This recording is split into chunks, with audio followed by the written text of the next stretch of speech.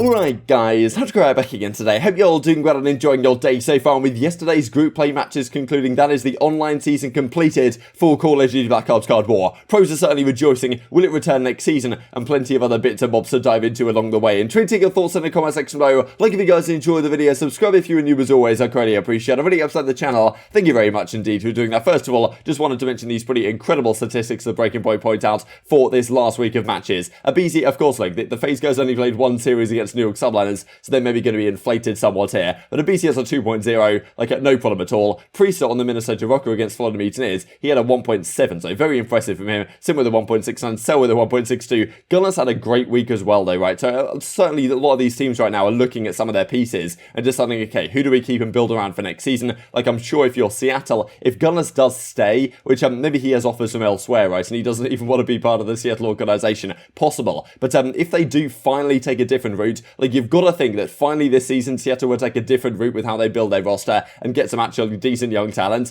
and maybe Gunless wants to build around that, right? We've heard the rumours of Pred where he might be going, so there's stuff like this which is on the cards, and you've got Afro of course on the London team, certainly they've got to build around him, right? So there's a lot of questions right now, but I'm sure these teams are looking at how their players have been performing this past week and deciding at which direction to go down going forwards. But well, speaking of this from Tyler Noisy, if aBeZy doesn't win MVP this year, I'm going to be disappointed. Pretty incredible his performance this entire season, but the fact of the matter is, yes, he dropped to 2.0, but Simp had even more damage and even more kills, right, and even more engagements than aBeZy yesterday, so it's just crazy how good these guys are. I think we were looking yesterday on the CDL broadcast about the rankings of the MVP candidates, so you've got Simp, aBeZy, Cellium, you've got Cammy, and you've got Shotzzy, of course, and I think like you could very well say that the three FaZe guys on that list are just the three best players in the game. I think you could very much argue it, the order of which is certainly up for debate. And then we had this series, Toronto Ultra versus the Dallas Empire. Dallas get the job in the end. It was quite the close one down to the horizon. I mean, certainly this is the game 4 of the series. And to be fair, you might look back at this and say, yes, Dallas got the win. That got them the first seed for the major, but at least from their group. But of course, it does also mean that Toronto get maybe the better side of the bracket with Thieves and OpTic over there. So maybe they got the better end of the stick to some degree, with Dallas on the side of playing the winner of Minnesota Rokkr in the Atlanta FaZe, which might not be so easy. But to be fair to Crimsix in this series, he says right here, he was going kind of rogue, trolling non-smart plays out of myself that series, but was certainly shooting pretty straight. We'll talk about a potential situation with Cammy here in just a second, but it never ceases to amaze me how rogue this guy goes on the map every single time. I mean, look at him, 21,000 damage almost this series. I mean, in terms of KD, he's right up there as well. As of late, he's been absolutely out of control. But I mean, this guy's the main AR. He's dropping so much damage. Not only does he do that, winning the series in 4 maps, he also drops a new meme on the timeline. This guy's out of control. He does it all. This is why people consider him the greatest. He, like, everything's going his way, and he's trolling on the timeline. He's dropping new memes, and he's dropping 20k damage and winning series with positive KDs. This guy absolutely cannot be stopped. This I did want to mention though, right, because Crimsix has been talking very highly lately of Cammy on the Toronto Ultra, saying he's the best player on that team by far, like the best flex player in the entire game. And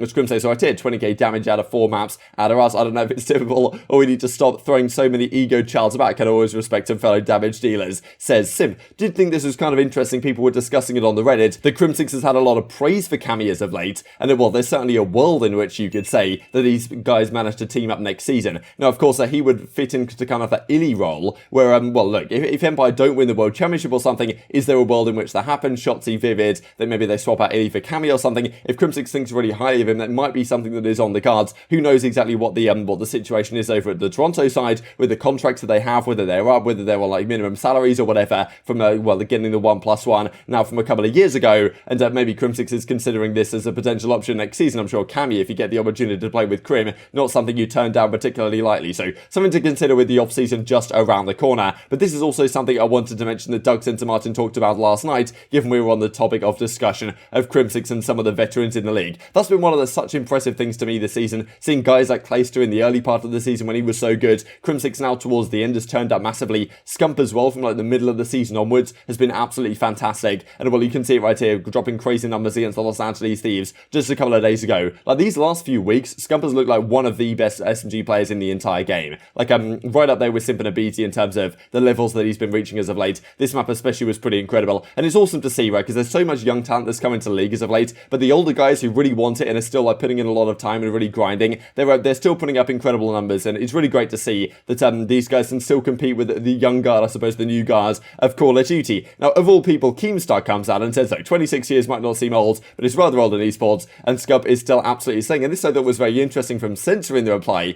We're going to see Crimsix and others. Now, of course, and others, maybe that means Scump, maybe that means other players, it's tough to say. But he's confident about Crim competing at 40 with the oldest generation of gamers who are able to make this a career. Now, this is, I thought, quite the statement from Censor, right? Like, 40 years old would be pretty spectacular, to be honest, to see some of these players still competing. I guess in theory, it's possible. Like, in other sports, you've seen, for example, in tennis and stuff, people like Federer and stuff, like, you know, on the latter end of their 30s, still competing at a very high level. Now, whether this necessarily works to the same degree in esports, that is another question. But, well, Censor seems pretty confident that Crimsix and others, maybe even Doug Sensor Martin himself, right, he's going to continue on for many years to come. To be honest, I think a lot of the reason why players retire and fall out of the scene is because the passion goes. Like, they're not putting in as many hours as they were when they were, like, super young, right? Which is understandable why that tends to happen, and therefore players get worse over time, and things move on, right, and players get better and better in the younger generations because they're playing more and learning more from old talent and this type of stuff. But, well, I guess in theory, if you still have the drive and the commitment and the passion and you're putting in all the hours, you could keep playing, right? I mean, you've got Clayster on the verge of 30, still doesn't seem to be any different mechanically. Like, this year, for the first couple of seasons, or first couple of stages of this season, a lot of people were saying, look, Clayster might be Clayster's best game since back in Advanced Warfare. Like, he was absolutely out of control. And Crimsix is playing great as well, and he's getting on as well in terms of esports age, no doubt. So we certainly could see these players continue to compete for another several years. Whether they compete for another, 12 years, that is another question. I'm intrigued to hear your thoughts in the comment section below on that front. I think for a guy like Scump, like, at some point when he doesn't get quite as competitive, he's going to go and do content. Whether that's, in the next 2, 3, 5 years, it's tough to say, right? But maybe for guys like Crimsix, if the competitive drive is still there, it's still very possible indeed. But maybe 40 is pushing the boat out somewhat, maybe I would say. As Crone says, though, the 2021 online season is officially over, and certainly this is something to be rejoiced about. Some of the players are particularly happy about it. And the question is, to me, what will it look like next time around? Because we saw this from the CDL that came out not too long ago now and said, look, this online season was very handy for us because it probably reduced our costs to some degree. It's easy to do. From a viewing perspective, it's pretty horrible. We had all these technical delays happen the last couple of days of the entire online season, just to, well, I suppose, put the nail in the coffin of what has been a difficult time. But still, and of course, you've got the server issues and people complaining about it. And of course, we'd love to do things on LAN. At the same time, it's easier for them. It means that you don't have to fly the players anywhere for the regular season. And maybe if they continue on a similar format next time, I certainly hope there are some tweaks to it at the very least, then online will continue in next season. But yeah, back in the day, they used to just do all the Pro League stuff in a LAN environment in the MLG studios in Columbus, Ohio, and that has not really been the case anymore. So hopefully they go back to LAN if they can, because of course we've got the Stage 5 Major, we've got the World Championships on LAN, we had the Stage 4 Major on LAN as well. They could do it next season, but whether they want to, whether they have the will to, that is another question entirely. As Simp says, done with online for the year. Excitement is an understatement, maybe kind of indicating that online might be coming back next year, at least in some fashion with these group play games. I'm sure the majors will be done on LAN, but they probably have some decent reasons and some decent explanation in terms of cost savings to be doing the things online if they can, which I'm sure is frustrating for us as fans, but also the pros as players. When you realise COD this year is almost over, our season pretty mind-blowing, but also of course that being, online Call of Duty is over for the year, so only 2 LAN events left, and there were a couple of teams that got significantly better when we went to LAN before. I guess one of them was, Octane as a player, right, and putting the Seattle Surge on his back when they got a couple of good results right there, so